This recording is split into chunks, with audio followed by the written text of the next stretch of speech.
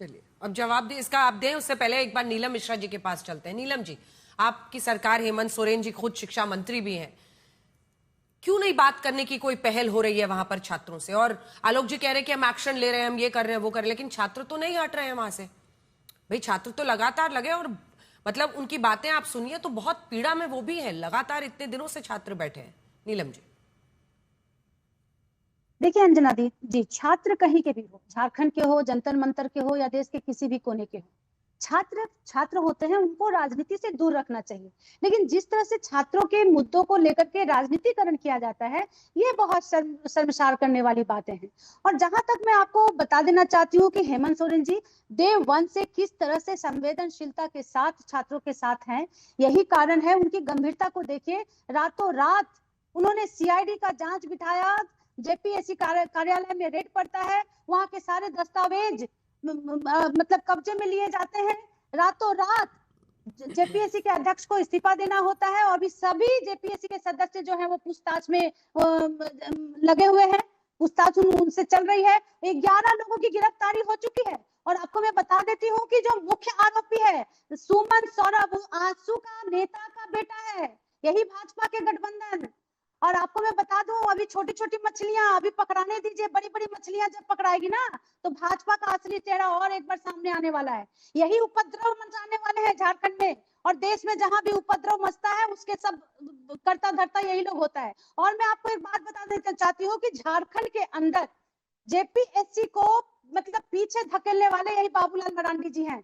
जब ये पहले मुख्यमंत्री झारखंड के बनते हैं, पहला जेपीएससी आंदोलन, पहला जेपीएससी का जब एग्जाम होता है, तो यही बाबूलाल मरांडी जी, इतना भ्रष्टाचार उसमें होता है कि अभी तक दिलीप प्रसाद सहित जितने भी लोग हैं उनके साथ जेल के अंदर है, और उनके साथ जो भी है कानूनी कार्रवाई चल रही है। तो ये तो इन लोगों की हालत है। और इतने 16 सालों तक भारतीय जनता पार्टी झारखंड में शासन में रहने के बावजूद भी हार्डली हमको लगता है 4 से 5 जेपीएससी एग्जाम वो करवा पाए।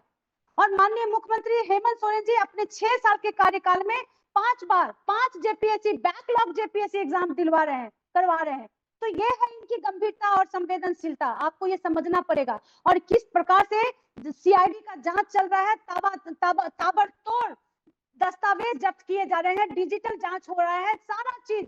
आप थोड़ा सा निश्चिंत रहिए। और मैं भाजपा के प्रवक्ता को यहाँ सुधांशु जी को मैं पूछना चाहती हूँ कि आप बड़ा यहाँ पर व्याकरण और गणित का ज्ञान दे रहे थे कि ये व्याकरण और गणित, बताइए ना ये कौन सा गणित है जो सोनम वांगचुक को आप लोगों ने चीन का एजेंट बताया, उसी सोनम वांगचुक को हॉस्पिटल में जाकर के आप भूख हड़ताल भंग करवाते हैं।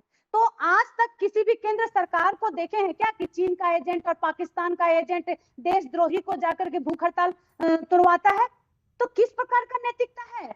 मतलब छात्रों के विषय में कोई नैतिक अधिकार भाजपा को है ही नहीं कि छात्रों के विषय में ये बात करें। सिर्फ नाटक नौटंकी करके पूरे देश में कैओस फैलाने का काम करते हैं। जंतर मंतर में क्या हुआ छात्रों के साथ?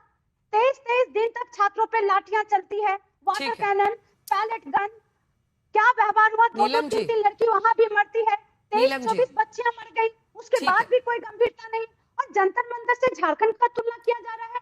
नीलम जी एक सेकंड नीलम जी सुनिए, थोड़ा सा बीच में सुन भी लीजिए, काउंटर क्वेश्चन जब हो तो सुन लेना चाहिए। देखिए दो बातें हैं, एक तो छात्र आंदोलन पर बैठे हैं, जंतर मंतर पर जब वो बैठे उनकी बात मानी गई, फिर वो आंदोलन कॉल ऑफ किया उन्होंने। आपके झारखंड में रांची में जो आंदोलन हो रहा है वो आपके उठाए गए कदम से अभी छात्र नहीं माने हैं। वो तो 10 तारीख को कह रहे हैं कि हम विधानसभा के लिए मार्च करेंगे।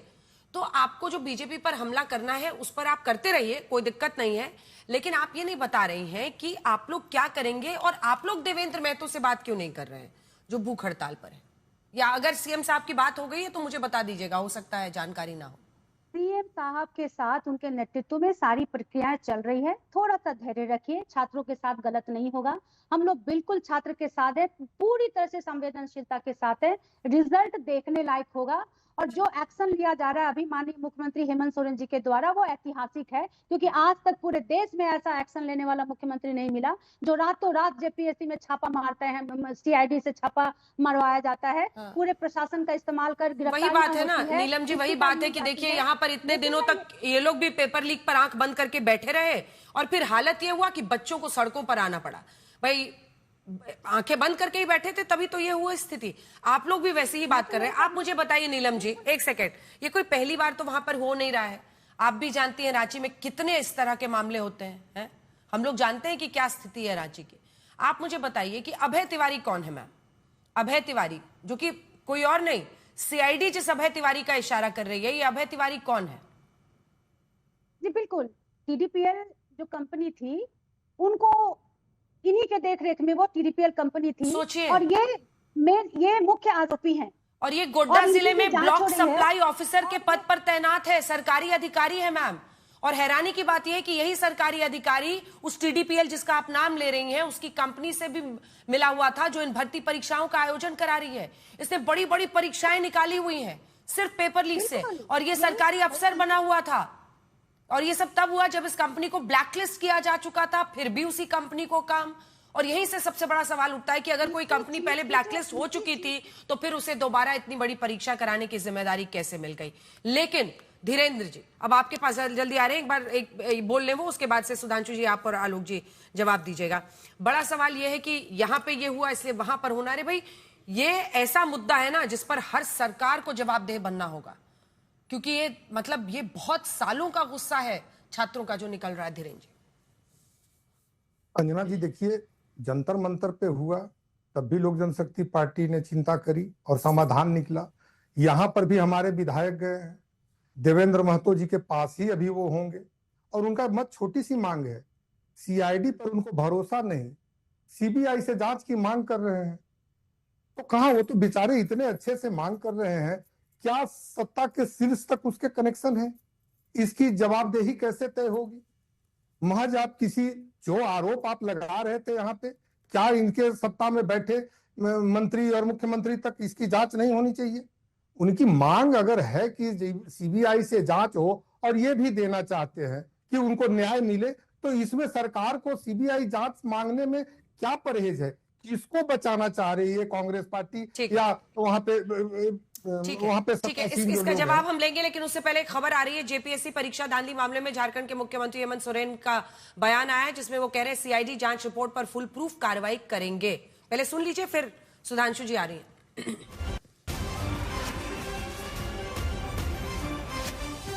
कोई कमेटी भी बनाई जा रही है क्या? कोई डेलीगेशन भी मिलेगा क्या सरकार के स्तर पर? सरकार से कोई डेलीगेशन जाएगा क्या संवाद के लिए? हर आवश्यकता जो नौजवानों का होगा, जो संवैधानिक और नियम है उसके अनुरूप उनके जो है और न्याय जो आवश्यकता होगा वो किया जाएगा। इससे पहले कि आगे बढ़े, धीरेन्द्र जी आप ही का सवाल पूछ रही हूँ आलोक जी से, ठीक है? एक लाइन में पूरी कीजिए बात, पूरी कीजिए धीरेन्द्र जी। आज देवेंद्र महतो जी जिस विभूति का फोटो लेकर के बैठे हुए हैं, चित्र, आज उनका पुण्यतिथि है, हम विनम्र श्रद्धांजलि देते हैं। क्या इतने छात्र आंदोलन से लेकर के हर एक आंदोलनों से निकले हुए लोग हैं, आज आंदोलन के दर्द को नहीं समझ रहे हैं, सेलेक्टिव होते हैं, तो सेलेक्टिव कहीं ना कहीं साजिश को जन्म देता है कि क्यों अगर एनडीए की शासित राज्यों में अगर परीक्षा लीक होती है या कोई इस तरह की बातें होती है, तो ये लोग आंदोलन करने चले जाते हैं। और रांची में ही तो आंदोलन हो रहा है, कोई कराची में तो आंदोलन हो नहीं रहा है कि उस पर कांग्रेस पार्टी और आदरणीय राहुल गांधी जी चुप बैठे रहे। सवाल मेरा ये है, आलोक जी जवाब दीजिए इसका। और आलोक जी इस बात का भी कि छात्र अगर सीबीआई जांच की मांग कर रहे हैं, तो फिर क्यों नहीं उनकी मांग माननी है? भाई दिल्ली में भी मांग तो मानी गई ना उनकी, शब्दशः। देखिए, मैं समझता हूं कि छात्रों ने तो नीट के पेपर के बाद खुद ही थाने जाकर एफआईआर कराई थी। वहां तो सरकार खुद कार्रवाई कर रही है। आपने जिस कंपनी का नाम टीडीपीएल का लिया, अभय तिवारी उर्फ मनोज तिवारी का नाम लिया, वो भी अरेस्ट है, उसके 8 साथी भी अरेस्ट हैं। वहां पर जेपीएससी के चेयरमैन भी अरेस्ट हैं, एग्जाम कंट्रोलर श्वेता गुप्ता भी अरेस्ट हैं। मैं समझता हूं अगर इस तरह की कार्रवाई नीट में एनटीए के ऊपर की गई होती तो बच्चों का इस तरह से गुस्सा नहीं फूटता। मैं कहता हूं वहां पर आप कह रहे हैं कि टीडीपीएल के अधिकारी कोई थे, उसका कनेक्शन था वहां पर। मैं तो साफ कह रहा हूं विनीत जोशी की क्या भूमिका थी, जिनको एचआरडी सेक्रेटरी से हटाया गया, इनोवेटिव व्यू कंपनी से उनका क्या लेना देना है? क्या सीबीआई ने जांच की? तेलंगाना और झारखंड में नीट की परीक्षा वाली कंपनी इनोवेटिव व्यू 2 साल भी काम नहीं कर पाई, 1 साल में ही वहां से तेलंगाना और झारखंड से भगा दी गई। क्या ये सच नहीं है? मैं फिर कहूंगा कि आजसू का जो नेता है, जिसका बेटा, जिसकी ओएमआर शीट लीक हुई है, जांच इस एंगल से भी हो रही है कि भाजपा ने कहीं जानबूझकर अपने नेता के बेटे से इस तरह का कांड तो नहीं करवाया है कि वहां की सरकार को हम बदनाम कर सकें। AK-47 तो नहीं चली कहीं पर भी, पैलेट गन तो नहीं चली, वहां पर 22 बच्चों ने सुसाइड तो नहीं किया। मैं समझता हूं दोनों को कंपेयर करना गलत है। वहां पर अगर एक्शन नहीं होगा तो हम भी आवाज उठाएंगे, हम छात्रों के साथ खड़े। आलोक जी, छात्र आंदोलन खत्म नहीं कर रहे ना, सरकार के खिलाफ बोलूंगा। छात्र तो बैठे हुए ना आलोक जी, अगर आपका ये एक्शन काफी मानते छात्र तो वो आंदोलन खत्म कर देते। हाँ। मैं फिर कहूंगा कि अगर बच्चों के मन में अभी भी कोई चीज है तो उस पर भी एक्शन लिया जाएगा, और हमारे NSUI और यूथ कांग्रेस के लोग वहां पर उनके साथ बैठे, उनके भोजन और पानी की व्यवस्था कर रहे हैं। आप बताइए, बीजेपी के कौन से लीडर्स थे जो जंतर मंतर पर गए और उन्होंने व्यवस्था की? किसने कहा कि ये बच्चे नहीं है वहां पर? यहां पर तो बीजेपी के तमाम लीडर्स ने कहा बच्चे नहीं है, कोई कह रहा आतंकी है, कोई कह रहा पाकिस्तान फंडिंग है, कोई चाइना फंडिंग है, कोई पता नहीं क्या क्या कह रहा था। आपके आज तक चैनल पे लोगों ने पता नहीं क्या क्या बोला जिनके प्रमाण नहीं थे। भारत तेरे टुकड़े होंगे ऐसे नारे लग गए, जबकि ऐसा कुछ नहीं हुआ था जंतर मंतर पर। तो बीजेपी वालों ने हर तरह से उनको बदनाम करने का प्रयास किया। हम छात्रों के साथ खड़े। अंजना जी, मैं वादा क्या आंदोलन व्यक्ति रहूंगा हाँ। जो हेमंत सोरेन सरकार के खिलाफ बोलूंगा। कब? अगर एक्शन नहीं होगा तो। अच्छा, अगर एक्शन नहीं होगा तो सबसे पहला व्यक्ति होगा। 21 जून का पेपर हुआ, नीट का पेपर, उसमें फिर धांधली हुई। तो एक्शन के नाम पे आपको क्या चाहिए आलोक जी? उसके बाद एक्शन किसको माना जाएगा? आपने कहा कि एक्शन नहीं होगा तो मैं बोलूंगा हेमंत सोरेन के खिलाफ। एक्शन किसको माना जाएगा? देखिए अगर ऐसा होगा कि इनमें से जितने लोग अरेस्ट हुए हैं, अगर इनके खिलाफ चार्जशीट फाइल नहीं होगी, जैसे बीजेपी के शासनकाल में यहां पर CBI ने किया, जरूर बोलेंगे। इनको सजा नहीं होगी, जरूर बोलेंगे।